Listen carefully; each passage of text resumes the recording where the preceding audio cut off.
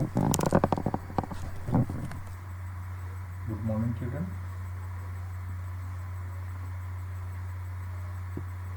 Now, today we will discuss about the major and minor elements. So, this is the unit number 2. Means today we are going to start the unit second, and in that unit second, having the first topic is major and minor elements.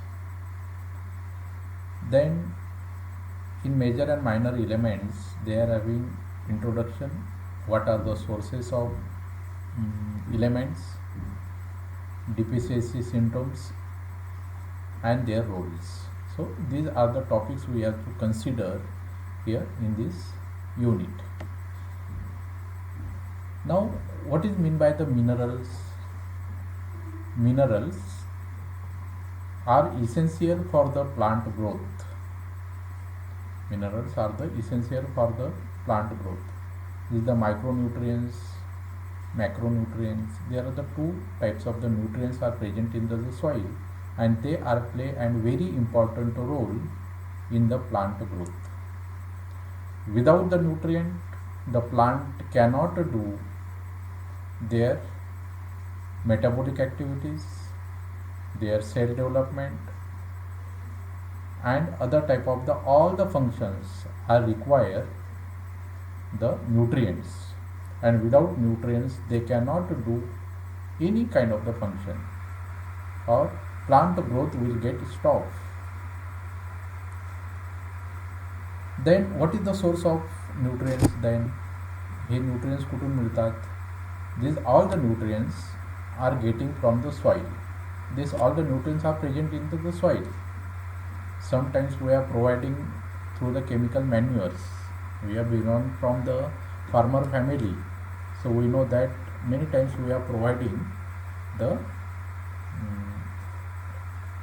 chemical nutrients, means chemical fertilizers we are providing, and in that chemical fertilizers NPK means nitrogen, phosphorus and potash. So these are the nutrients are there, and some of the micronutrients also sometimes we are providing, and that nutrients we are taking time to time we are providing, and plants are taking time to time. So main source of these nutrients is soil. Means from the soil we are plants are getting the nutrients. Then sometimes in the some means all soils having the constant nutrients? No, there is the fluctuation. Sometimes the some nutrients are more, sometimes some nutrients are less, and they affects on the plant growth and their productivity. जर nutrients मोठ्या प्रमाणात असतील तर प्लांटची ग्रोथसुद्धा होते, त्याची productivity आणि आपल्याला उत्पन्नसुद्धा त्या ठिकाणी चांगलं मिळत असतं.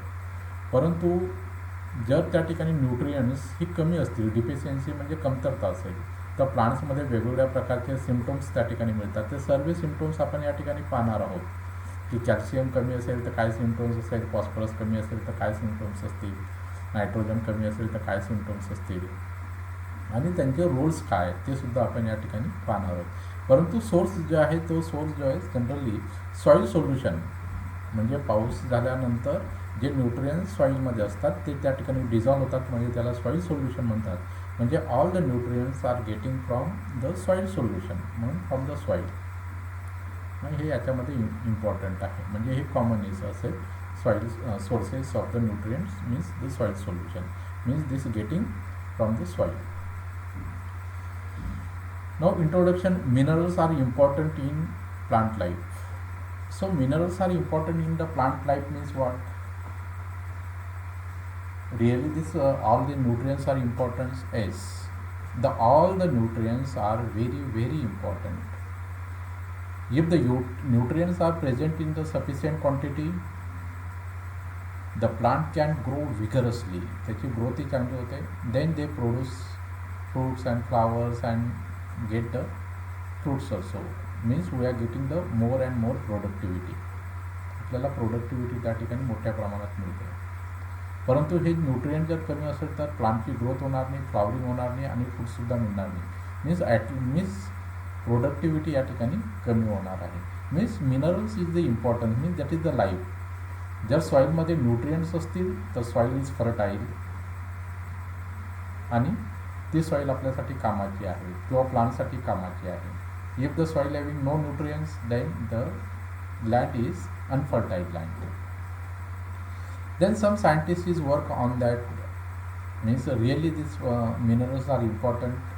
So Woodward in 1699 first time he observed that the plant grow better in muddy water than in rainwater. Now many times we consider the rain is essential for the plant growth.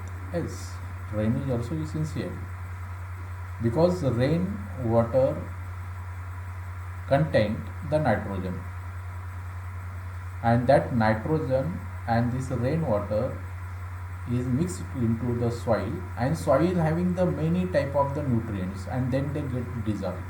परंतु rain वॉटरमध्ये सर्व nutrients नसतात, फक्त त्या ठिकाणी जास्तीत जास्त nitrogen त्या ठिकाणी असेल, हायड्रोजन आणि ऑक्सिजन ते पण कंबाईन स्वरूपात म्हणजे वॉटर ड्रॉपच्या स्वरूपात त्या ठिकाणी असते. परंतु सॉईलमध्ये सर्व न्यूट्रिएंट जे झाडाला लागणारे आहेत ते सर्व न्यूट्रिएंट्स हे त्या सॉईलमध्ये असतील, आणि जर सॉईल ड्राय असेल तर द न्यूट्रिएंट्स हे प्लांटकडनं ॲब्झॉर्ब होणार नाहीत. म्हणजे जेव्हा ज्या ठिकाणी रेन होईल, मीन्स पाऊस पडेल, पाऊस पडल्यानंतर ते न्यूट्रिएंट जे असतील सॉईलमधले ते न्यूट्रिएंट डिझॉल्व होतील, मीन्स सॉईल सोल्युशन्स तयार होईल, आणि ते the soil solutions will be absorbed by the plants, means absorbed by the roots, means ultimately from plants. म्हणजे muddy water is very important, means soil is important, not only the rainwater. Rainwater is help to get dissolved, परंतु त्याच्यामध्ये nutrients dissolve होण्यासाठी आपल्याला या ठिकाणी rain वॉटरची गरज आहे, आणि मग त्याच्यामध्ये ते न्यूट्रिएंट्स त्या ठिकाणी डिझॉल्व होतात, आणि डिझॉल्व झाल्यानंतरच ते प्लांटला मिळतील. ड्राय स्वरूपात प्लांट त्या ठिकाणी घेऊ शकत नाही. Plant absorb the minerals from the soil. Okay, plant absorb the minerals from the soil. हे मॅक्झिमम मिनरल्स प्लांटला सॉईलमधूनच त्या ठिकाणी मिळत असतात. हवेतून त्या ठिकाणी कोणत्याच त्या ठिकाणी त्यांना न्यूट्रिएंट्स मिळत नाही, म्हणून many nutrients are getting from the soil. So this is the most important. Then why is mineral nutrients important. आता या ठिकाणी मिनरल न्यूट्रिएंट्स ही इम्पॉर्टंट का आहेत. In most of the natural soil the availability of mineral nutrients promote the plant growth and primary productivity. Primary productivity म्हणजे fruits, flowers, leaves आणि stem, त्याची growth होण्यासाठी हे न्यूट्रिएंट्स या ठिकाणी त्याची गरज असते. या ठिकाणी तुम्हाला फिगरमध्ये मी साईडला या ठिकाणी दाखवतो. पहा, this is the this level, this is roots, आणि रूट्समध्ये हे सर्व मिनरल्स ॲब्झॉर्ब होत आहेत, वॉटरसुद्धा ॲब्झॉर्ब होत आहे, आणि त्याचप्रमाणे ऑक्सिजनसुद्धा त्या ठिकाणी सॉईलमध्ये हवी जे असतात त्याच्यामधून ऑक्सिजनसुद्धा ॲब्झॉर्ब होत आहे, कार्बन डायऑक्साईड रिलीज होत आहे. म्हणजे अशा प्रकारची एक्सचेंज हे रूटमध्ये या ठिकाणी होत असते, आणि ॲब्झॉर्ब केलेले मिनरल्स या ठिकाणी वरती जात असतात, आणि त्या ठिकाणी त्याचे फोटोसिंथेसिस झाल्यानंतर जे एक्सेस वॉटर आहे ते इव्हॉपरेट होत असतं, ऑक्सिजनसुद्धा बाहेर त्या ठिकाणी इव्हॉपरेट होत असतं, आणि कार्बन डायऑक्साईड त्या ठिकाणी आतमध्ये घेतला जात असतो. म्हणजे अशा प्रकारचे एक्सचेंज हे कंटिन्युअस त्या ठिकाणी प्लांटमध्ये होत असतात. Second point is that the importance of chemical fertilisers to improve crop productivity. आता केमिकल फर्टिलायझर्ससुद्धा त्या ठिकाणी क्रॉपची प्रोडक्टिव्हिटी वाढवतात, कारण त्याच्यामध्ये NPK असतात, ते आपण शेतामध्ये टाकतो, आणि त्या ठिकाणी मोठ्या प्रमाणात प्लांट्सला ते जे न्यूट्रिएंट्स असतात ते न्यूट्रिएंट्स अवेलेबल होतात, आणि त्याच्यानंतर प्लांटची ग्रोथ चांगल्या प्रकारची होत असते. Crop rotation is also improve productivity. आता प्लांट रोटेशनसुद्धा त्या ठिकाणी आवश्यक असतात, कारण काही प्लांट जे असतात ते पर्टिक्युलर टाईप ऑफ जे न्यूट्रिएंट्स सॉईलमध्ये ॲब्झॉर्ब करून घेतात, परत दुसऱ्या वर्षी तेच प्लांट जर आपण त्या ठिकाणी घेतला तर न्यूट्रिएंट्स त्या ठिकाणी कमी पडतील. म्हणून एक वर्षी वेगळे प्लांट लावायचे, दुसऱ्या वर्षी दुसरं पीक लावायचं, तिसऱ्या वर्षी दुसरं पीक लावायचं. म्हणजे रोटेशन जर झालं तर त्या ठिकाणी जे न्यूट्रिएंट जे असतील ते त्या ठिकाणी बॅलन्स होतात, and farmers are adopting this process generally. आपण फार्मर्स ही रोटेशन पद्धत त्या ठिकाणी नेहमी वापरत असतात. Plant nutrition specified does not रियर to photosynthesis. Plant nutrition specified does not refer to photosynthesis. आता प्लांट म्हणजे प्लांट न्यूट्रिशन जे असतील ते फोटोसिंथेसिसमध्ये डायरेक्ट भाग घेणार नाही, परंतु फोटोसिंथेसिसमधले जे एनर्जी वापरून त्या ठिकाणी मेटाबॉलिझम्स त्या ठिकाणी होत असतात, म्हणजे they not take part directly in the photosynthesis. So these are the importance, means why the minerals nutrition is important, means these are the importance of the nutritions.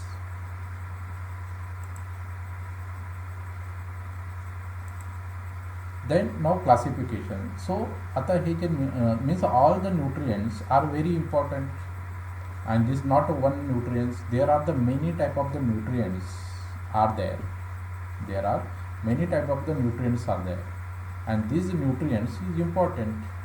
मग याच्यामध्ये हे जे न्यूट्रियन्स आहेत, काही खूप मोठ्या प्रमाणात आवश्यक असतात, काही खूप कमी प्रमाणात आवश्यक असतात, त्याच्यानुसार त्याचे क्लासिफिकेशनसुद्धा या ठिकाणी केले गेलेले आहे. Means the classification of minerals on the basis of amount of minerals found in the plants, म्हणजे प्लांटमध्ये किती प्रमाणात ते मिनरलची गरज आहे त्याच्यानुसार ते क्लासिफिकेशन. आता मॅक्रो म्हणजे खूप मोठ्या प्रमाणात लागणारे, आणि मायक्रो म्हणजे कमी प्रमाणात लागणारे. So N nitrogen, K, Ca, magnesium, potassium, sulfur, then Na, then Si. So these are the nutrients are required in large amount. Then next one, micronutrients, then calcium, Fe, B, boron, magnesium, zinc, Cu, then molybdenum, then Ni. So these are the nutrients are required in very less amount, म्हणजे कमीत कमी या ठिकाणी लागतात, परंतु हे जे nutrients आहेत हे न्यूट्रियंट्स खूप मोठ्या प्रमाणात या ठिकाणी लागत असतात. म्हणजे यांना मॅक्रो न्यूट्रियंट्स, मॅक्रो म्हणजे मोठ्या प्रमाणात लागणारे न्यूट्रियंट्स, आणि मायक्रो न्यूट्रियंट्स म्हणजे कमीत कमी लागणारे न्यूट्रियंट्स. असे दोन प्रकारचे या ठिकाणी न्यूट्रियंट्सचे क्लासिफिकेशन्स या ठिकाणी केलं गेलेलं आहे. द क्लासिफिकेशन ऑफ मिनरल्समध्ये जर पाहिलं, the micro nutrients are elements required by plants in relatively large quantities. The total जवळपास 9 या ठिकाणी न्यूट्रियंट्स आहेत की जे मोठ्या प्रमाणात लागतात. द ऑर्गॅनिक कंपाऊंड्स, कार्बन आहे खूप मोठ्या प्रमाणात लागतो, ऑक्सिजन आहे, हायड्रोजन आहे मोठ्या प्रमाणात लागतो, नायट्रोजन आहे मोठ्या प्रमाणात या ठिकाणी लागतं, सल्फर आहे अँड फॉस्फरस आहे. These are the nutrients are required in large quantity for the plant growth. प्लांटच्या ग्रोथसाठी खूप मोठ्या प्रमाणात असतात. And other 3 are potassium, calcium and magnesium, यांचीसुद्धा मोठ्या प्रमाणात त्या ठिकाणी गरज असते. म्हणजे आपण NPK या ठिकाणी देत असतो, नायट्रोजन देत असतो, फॉस्फरस देत असतो, पोटॅशियम देत असतो. So NPK generally providing in the macro nutrients. हे सर्व न्यूट्रियंट्स आपण मोठ्या प्रमाणात प्लांट्सला देत असतो. Then micronutrients are nutrients that plants need in very small amount. Total 8 आहेत. आता हे व्हेरी स्मॉल अमाऊंटमध्ये या ठिकाणी असतात, म्हणजे हे फार कमी प्रमाणात लागतात. मग त्यामध्ये आयर्न आहे, क्लोरीन आहे, कॉपर आहे, झिंक आहे, मॅग्नेशियम आहे, मोलिब्डेनम आहे, बोरॉन आहे, निकेल आहे, Si, nickel. So these are the nutrients are required in very small quantity. खूप मोठ्या प्रमाणात त्याची गरज नाही प्लांटला, परंतु ते आवश्यक असतात. Then most of the functions of cofactors of enzymatic reactions. आता मग हे जे मायक्रोन्यूट्रियंट्स असतात हे एन्झायमॅटिक फॅक्टर्स म्हणजे एन्झायमॅटिक रिॲक्शन जे असतात त्याच्यासाठी हे खूप आवश्यक असतात. म्हणजे यांचीसुद्धा आवश्यक आहे, परंतु यांची आवश्यकता जास्त आहे, यांची आवश्यकता जास्त आहे, यांची आवश्यकता कमी आहे. तर हे 8 टोटल मायक्रोन्यूट्रियंट्स आहेत आणि 9 हे मॅक्रोन्यूट्रियंट्स आहेत. या ठिकाणी आपल्याला हे सर्व नोट डाऊन करून घ्यायचे आहेत. मायक्रोन्यूट्रियंट्स कोणते आहेत आणि मायक्रोन्यूट्रियंट्स कोणते आहेत. त्याच्यानंतर आपण या ठिकाणी एक जनरल क्लासिफिकेशन्स या ठिकाणी पाहणार आहोत. The name of the nutrients हे या कॉलममध्ये मी दाखवतो, name of the nutrients. Then chemical symbol, प्रत्येकाच्या केमिकल सिम्बॉल्स या ठिकाणी काय आहे तो दिलेला आहे. Then relative percentage in the plants, प्लांटमध्ये किती पर्सेंट आवश्यक असतात आणि फंक्शन त्यांचे काय. म्हणजे आता या ठिकाणी पर्सेंटेज आपल्याला या ठिकाणी एवढं कन्सिडर नाही केलं, परंतु फंक्शन्स या ठिकाणी आपल्याला खूप महत्त्वाचे आहे. आता पहिल्यांदा या ठिकाणी पाहू प्रायमरी मायक्रोन्यूट्रियंट्स, म्हणजे प्रायमरी एकदम सर्वात जास्त लागणारे किंवा खूप आवश्यक असणारे. आणि आपण नेहमी केमिकल फर्टिलायझर्सवर दिलेलं असतं NPK, नायट्रोजन, फॉस्फरस आणि पोटॅशियम. NPK म्हणजे हे प्रायमरी घटक असतात, हे आवश्यकच असतं आपल्याला. जसं आपण दररोज जेवणामध्ये आपल्याला भाकरी, डाळ, एक भाजी हे आवश्यक असतं, तशाच प्रकारचे या ठिकाणी हे यांनासुद्धा या ठिकाणी NPK या ठिकाणी आवश्यक आहे. The nitrogen N relative percentage in the plant 100%, मोठ्या प्रमाणात त्या ठिकाणी आवश्यक आहे. मग याचं फंक्शन काय आहे? प्रोटीन, अमायनो ॲसिड, प्रोटीन आणि अमायनो ॲसिड फॉर्मेशनसाठी या ठिकाणी याची गरज आहे. दुसरं आहे फॉस्फरस, याचीसुद्धा मोठ्या प्रमाणात प्रायमरी मॅक्रोन्यूट्रियंट्स आहे, 6% त्याची गरज असते, म्हणजे याच्यापेक्षा कमी आहे.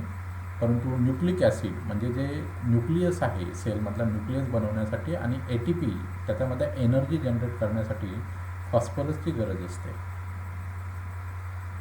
आणि नेक्स्ट आहे पोटॅशियम K, त्याचा फॉर्म्युला आहे केमिकल सिम्बॉल K आहे, 25% त्या ठिकाणी आवश्यक असतं.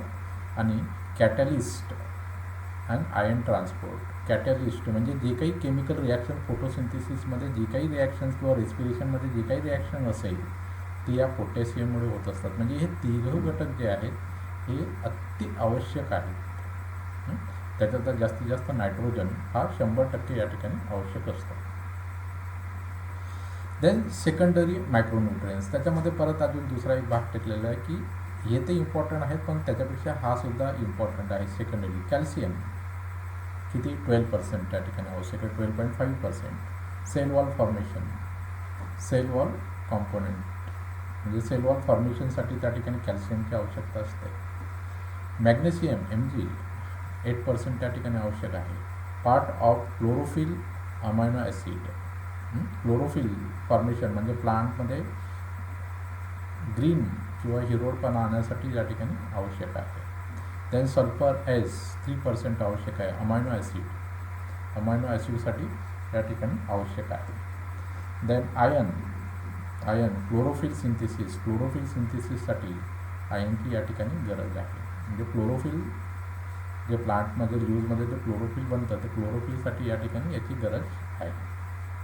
Then now next third part जो आहे तो आहे मायक्रोन्यूट्रियंट्स. हे खूप कमी प्रमाणात आहे. याच्यात जर पाहिलं तर 0.01 म्हणजे नईच्या बरोबर आहे जवळपास. देन CU त्याचं फंक्शन आहे 0.01. त्याचं फंक्शन काय आहे?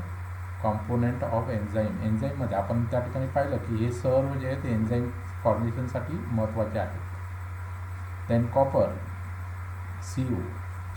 पाहिलं आपण. मॅग्नीज Mn 0.1 किती कमी प्रमाणात आहे. देन ॲक्टिव्हिटीज ऑफ एन्झाईमसाठीच त्या ठिकाणी आवश्यक आहे. झिंक Zn 0.01 ॲक्टिवेट एन्झाईम्स म्हणजे एन्झाईमसाठीच त्या ठिकाणी आवश्यक आहे. Boron B 0.1 cell wall component, cell वॉलसाठी याची आवश्यकता आहे. देन मॉलिब्डेनम 0.001 एवढी इतकं कमी प्रमाणात हे लागतात. Involve in the N fixation, nitrogen फिक्सेशनसाठी या ठिकाणी आवश्यकता असते. देन क्लोरीन Cl 0.3 फोटोसिंथेसिसच्या रिॲक्शनसाठी या ठिकाणी याची आवश्यकता असते. मीन्स अशा प्रकारचे या ठिकाणी जे केमिकल सिम्बॉल्स आहेत ते संपूर्ण केमिकल सिम्बॉल्स किंवा जे न्यूट्रियंट्स आहेत त्याचे केमिकल सिम्बॉल्स, हे जे न्यूट्रियंट्स त्यांचे नावं दिलेले आहेत, किती प्रमाणात त्या ठिकाणी लागतात ते पण दिलेलं आहे. आणि त्यांचे फंक्शन्स काय, ते फंक्शन्स तुम्हाला तुमचे पाठ असले पाहिजे. हे फंक्शन जर असतील तर तुम्हाला पुढे जे प्रत्येक प्लांटचे जे डिफिशियन्सी सिम्पटम्स आहेत त्यावेळेला हे कामात येणार आहे. म्हणजे या ठिकाणी हा चार्ट खूप महत्त्वाचा आहे.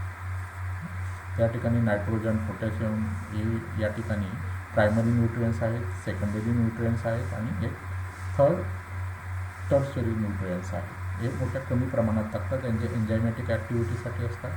आणि हे जे प्रायमरी न्यूट्रियंट्स आहेत हे मेन प्रोटीन सिंथेसिस सर्वात जास्त काय असतात, अमायनो ॲसिड आणि प्रोटीन्स मोठ्या प्रमाणात असतात प्लांटमध्ये. ते न्यूक्लिक ॲसिड आणि ATP हे सुद्धा मोठ्या प्रमाणात प्लांटमध्ये तयार होत असतात. देन कॅटॅलिस्ट, आयन अँड ट्रान्सपोर्टेशन्स हे सुद्धा मोठ्या प्रमाणात फंक्शन प्लांटमध्ये होत असतात. म्हणजे याचे जे प्रोटीन सिंथेसिस आहे किंवा याचे पोटॅशियमचे जे आहे potassium catalyst and ion transportation याच्यासाठी सुद्धा तो खूप महत्त्वाचा असतो. सेकंडरी हे थोडंसं कमी प्रमाणात त्या ठिकाणी लागतात, परंतु ते आवश्यकच आहे. सेल वॉल फॉर्मेशन, जर प्लांटमध्ये सेल वॉल जर फॉर्मेशन झालं नाही तर प्लांटची ग्रोथसुद्धा त्या ठिकाणी होणार नाही. देन पार्ट ऑफ क्लोरोफिलसाठी मॅग्नेशियमची त्या ठिकाणी गरज आहे, अमायनो ॲसिडची सुद्धा गरज आहे, क्लोरोफिल सिंथेसिसची सुद्धा त्या ठिकाणी गरज आहे.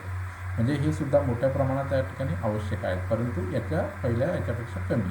आणि हे जे आहेत तिसरं जे आहे ते जास्तीत जास्त एन्झायमॅटिक ॲक्टिव्हिटीजसाठी फक्त एन्झाईम बनवण्यासाठी आवश्यक असतात.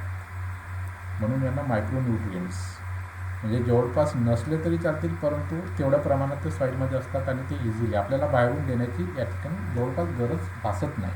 ब्लॅक सॉईल असेल किंवा मग फर्टाईल सॉईल असेल तर याच्यामध्ये हे न्यूट्रियंट्स इझिली मिळतात. किंवा आपण नॅचरल फर्टिलायझर टाकलं, आपण मॅन्युअर जर टाकलं तर त्याच्यामध्ये इझिली हे न्यूट्रियंट्स त्या ठिकाणी अवेलेबल असतात. म्हणून बाहेरून देण्याची आपल्याला त्या ठिकाणी कुठलीच आवश्यकता नाही. परंतु NPK हे आपण देत असतो. NPK हे मोठ्या प्रमाणात आपल्याला प्लांटला लागतात आणि हे आपण देत असतो. अशा प्रकारचे आज आपण या ठिकाणी टॉपिक पाहिलेले आहेत, दिस मेजर अँड मायनर इलेमेंट्सवर. तर आपण पहिल्यांदा एक टॉपिक पहिला फर्स्ट स्लाईड मी तुम्हाला दाखवतो.